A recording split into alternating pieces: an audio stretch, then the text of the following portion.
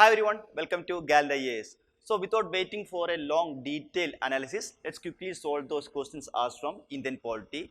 And one thing is sure that I can't say whether the questions was easy or it was moderate or it was difficult. No, because it depends upon each individual. Why means for some students it was easy and for someone it was moderate and for someone it was very difficult. So I can't say that which one is the actual one. Easy, it can vary from easy to tough. Okay, whatever may be. But let's analyze those questions and try to find out the most correct answer. Fine. So under the Indian Constitution, the concentration of wealth violates right to equality, DPSP, right to freedom, the concept of welfare. See, it's crystal clear that we know that in DPSP, there are provisions that state try to minimize the concentration of wealth. So there's clear-cut provisions for regarding the concentration of wealth under DPSP. Fine. So answer is option B. That is DPSP is the right answer to this question. Okay. What is the position of the right to property in India? See, we know that earlier right to property was a fundamental right and now it was not a fundamental right. 44th Amendment Act repealed it as a fundamental right and now it is given only status of a constitutional right or as a legal right. If there was an option like it was a constitutional right, it can also be the correct answer. But here we can eliminate option C and D. The options left is legal right available to citizens only, legal right available to any person. Actually, this is available to any person. See, just example, if a foreign investor want to invest in India, then what security they need? Their property has to be safeguarded. The law must safeguard their properties also. Then only they will invest in India. Let's make this just a small logic, okay? So their property security has to be ensured. So if you think in such a manner, it can be available to foreigners also. See, answer to the second question is option B. One is also B regarding DPSP. Okay. Here the question number 3. What was the exact constitutional status of India on 26th January 1950? That is at the enactment of constitution, what was the status of India?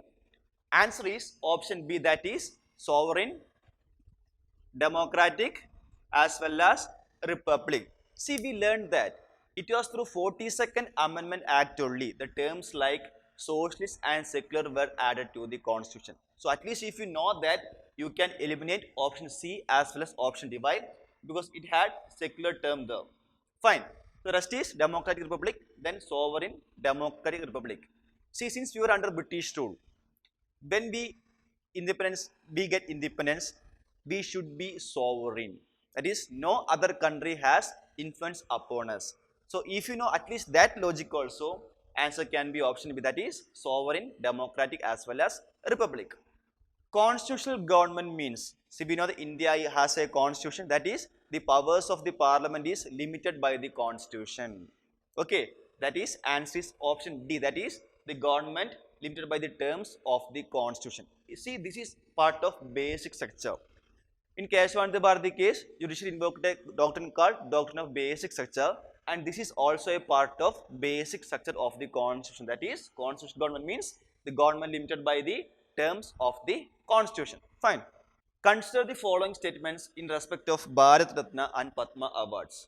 And see the question, which of the above statements are not correct? We have to find out the not correct one. Okay. So Bharat Ratna and Padma awards are titles under Article 18 Clause 1 of the Constitution. See here, if you know the concepts behind the fundamental rights. Under Article 18, it says that abolition of titles. That means we do not support or we do not encourage people having titles, with some exceptions like military as well as academic titles. But here statement number 1 says that these are considered as titles. No. So 1 is a wrong statement. Fine.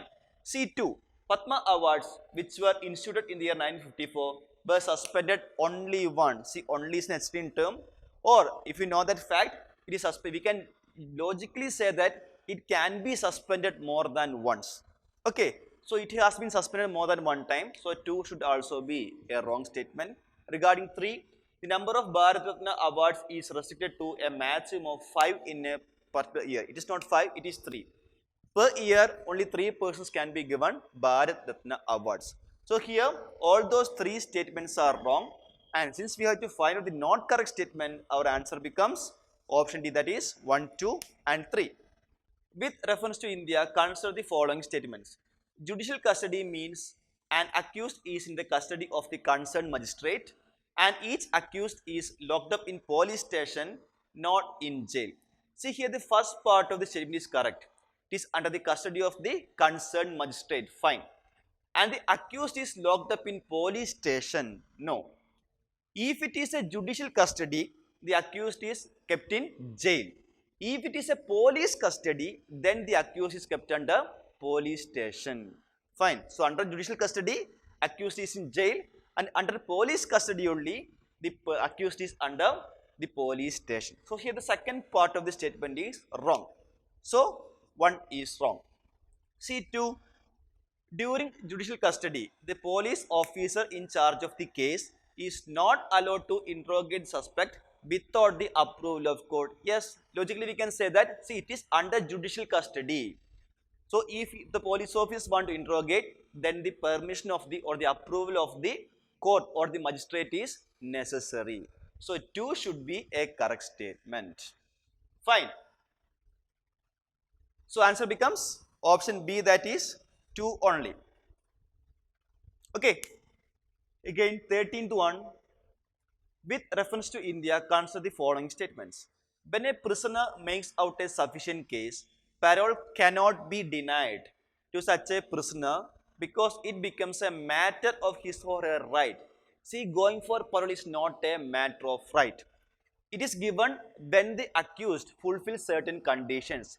If he or she made a good behavior or good conduct, then it is the discretionary power of the authority concerned whether to give or to not to give a parole. So, it is not a matter of right. So, first statement is wrong. Regarding 2, the state governments has their own prisoner release on parole rules. Exactly, the state governments can frame their own rules regarding the prisoner release on parole rules. Okay, so statement 2 is correct here. So, answer becomes option B, that is 2 only. Fine. 14th one, at the national level, which ministry is the nodal agency to ensure effective implementation of the Scheduled Tribes and Other Traditional Forest Dwellers Act, that is Recognition of Forest Rights Act 2006. It is crystal clear that answer is option D, that is Ministry of Tribal Affairs. A legislation which confers on the executive or administrative authority an unguided and uncontrolled discretionary power in the matter of application of law violates which of the following articles of the Constitution of India. See, if an authority is given or executive authority is given uncontrolled discretionary power in the matters of law, then it violates what? It violates rule of law. So, rule of law comes under Article 14 of the Constitution. So, it is a violation of Article 14 of the Constitution only. So, answer is option A. Okay. Which one of the following in Indian polity is an essential feature that indicates that it is a federal in character? See, we might have learned various federal features or we might have learned various unitary features of the government. So, from this, A is the right answer, that is independence of judiciary is safeguarded. See, when the judiciary is independent, is safeguarded, then only the judiciary can protect the Constitution. See, in federal character we have dual polity, the national government as well as regional governments. And those powers are clearly demarcated under 7th schedule of the Constitution. And if we want to protect those powers, then the judiciary must be independent. So, a independent judiciary only can enforce, or it's also one of the basic features of federal character of our Constitution. So, answer is option A. Fine. 17th one, which one of the following best defines the term state? See, according to the political definition for a state must have 4 components. One is population, then it must have a government, it must have a definite territory, then it must be sovereign.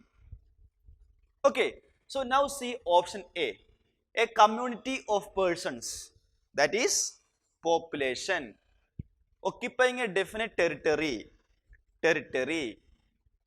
independent of external control, that is, it is sovereign and possessing an organized government.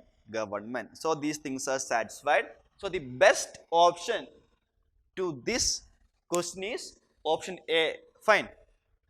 A is the answer to that question. With reference to Indian judiciary, consider the following statements. Any retired judge of Supreme Court of India can be called back to the seat and act as a Supreme Court judge by the Chief Justice of India with the prior permission of the President of India. See, there is provisions for retired judges and also there is provisions for ad hoc judges also. So here statement number 1 is correct only. Regarding to a High Court in India has the power to review its own judgment as a Supreme Court does. Yes, since High Court is also a court of record. Similar to Supreme Court, our High Courts are also a court of record. So, High Court also has the power to review its own judgment. So, second statement is correct only. First statement is also correct only. So, answer becomes option C, that is both 1 and 2. Okay. 19. With reference to India, consider the following statements. There is only one citizenship and one domicile. A citizen by birth only can become a head of state. A foreigner once granted the citizenship cannot be deprived it under any circumstances. That it says that if a foreigner is granted Indian citizenship, it cannot be deprived. No, our government has the power to deprive the citizenship. If he misbehave in the country or misbehave in any other rules, it can be deprived. So it's an extreme statement. So by eliminating that, you can eliminate option C as well as you can eliminate option D. So by that, either 1 or either 2 should be the answer. So now see the second statement.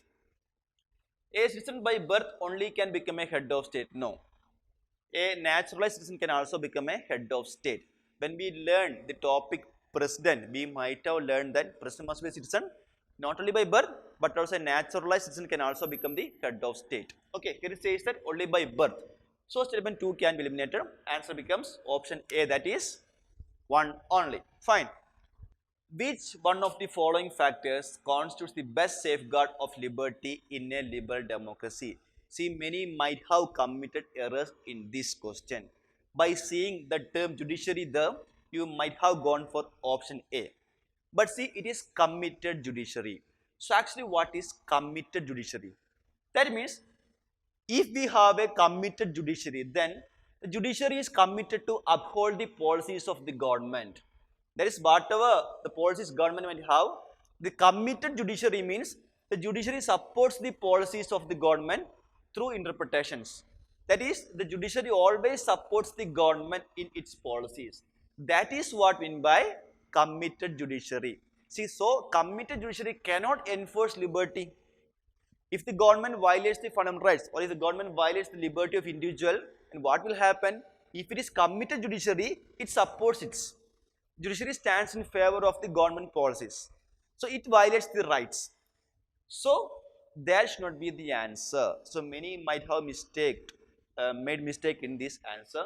So answer is centralization of power is also nothing to do with safeguarding the liberty. Elected government, no. The answer is separation of powers. By under separation of powers, there is independent judiciary. It can safeguard the liberty of the people in liberal democracy. Fine. So answer is option D, that is separation of powers. Fine. So try to learn all these concepts. Okay. We adopted parliamentary democracy based on the British model, but how does our model differ from that model? Okay. Regarding statement number 1, as regards legislation, the British Parliament is supreme or sovereign, but in India the power of the Parliament is to legislate is limited exactly. In British they have unwritten constitution, so their Parliament is supreme. In here we have codified single document, so here the constitution is supreme. The Parliament can frame laws according to the limitations of the provided under the constitution only. So 1 is a correct statement here. So regarding 2, in India, the matters related to the constitutionality of the amendment of an act of the Parliament are referred to the constitution bench by Supreme Court. Here we need some more clarifications under the second statement, because here see, are referred to the constitution. That is regarding constitutionality, the matters are referred to the constitutional bench. It's an extreme statement, we can say. Why? Are referred to means it's a kind of necessity. That is, whatever law is enacted, it must be sent to the constitutional bench. Likewise, some meaning is given here. Are referred. See, we know that it is not a necessity. If the statement says that in India the matters related to the constitutionality of the laws of the amendment of an act can be referred. If it is can be referred, then it can be right. But it says that are referred, always referred, or it's a necessity. So that makes this term some confusion. And the second part, referred to the constitutional bench by the Supreme Court. No, it is actually referred by the Chief Justice of India. Since CJI is the master of roster, it is a privilege of the CJI to refer the matter to the constitutional bench. But here it says that it is referred by the Supreme Court. So we don't know what actually UPSC means. Okay, but most probably A can be the answer, but sometimes A or C can be the answer. That is, one anyway is correct. First statement is correct only. 2 can be a correct statement. 2 can be a wrong statement. So either A or C can be the answer, but most chances are for option A. Why? Because it says that are referred, but it is not a necessity. Then it says that Supreme Court is referring the same to constitutional. No, it is referred by CJI. Fine. So we need some more clarity regarding that second statement. So be clear in that. Okay. With reference to union government, consider the following statements. N. Gopalaswamy Iyengar committee suggested that a minister and a secretary be designated solely for the pursuing the subject of administrative reform and promoting. See, this recommendation or the suggestion was done by ARC and not by the Gopalaswamy Iyengar committee. The statement is the recommendation was made but not by Iyengar committee but by administrative reforms committee recommendation only. So one is a wrong statement here. And regarding 2, the Department of Personnel was placed under the Prime Minister's office. No, it was placed under Cabinet Secretary only. So 2 is also wrong. So since both the statements are wrong here, answer becomes option D, that is neither 1 nor 2. Okay. Right to privacy, hope all know that is option C, that is Article 21 of the Constitution. Supreme Court said that right to privacy is also a part of fundamental right and is placed under Article 21 through Puttaswamy case. Okay. Again, the last question. Consider the following statements. In India, there is no law restricting the candidates from contesting in one's Lok Sabha election from 3 constituencies. See, there is a law called RPA, Representation of People. It says that a person can contest from not more than 2 seats. That is, maximum 2 seats he can contest, not more than 2 seats, and that is placed provisions under RPA Act. Statement says that there is no law, but we have law. Okay, so 1 should not be our answer. Okay, 1 should not be our answer. Let's see. So we can eliminate option A as well as we can eliminate option C, which automatically says that 2 is a correct statement. Why? In option B as well as in option D, there is 2. That is in 1991 Lok Sabha election, Sri Devilal contested from 3 Lok Sabha constituencies. Now you might have some confusion. One says that maximum 2 seats only, but here he contested from 3 constituencies. See the year. In 1991, that particular candidate contested from 3 constituencies, but the above law limiting the number of seats to 2 was made in 1996 only. After that only, the provision was inserted into the RPA Act. Okay, so 2 is a correct only. As per the existing rules, if a candidate contests in one Lok Sabha election from many constituencies, his or her party should bear the cost of by-elections to the constituencies. No, that was a recommendation given. Okay, this provision, that the third statement was one of the electoral reforms suggested, but it was not implemented. Now it is done by the from the national exchequer only. Election is being conducted. Okay, and not from party does not bear the election expenses. Okay, so 3 is also a wrong statement. Answer is option B, that is 2 only. Okay, so that's all about the polity questions.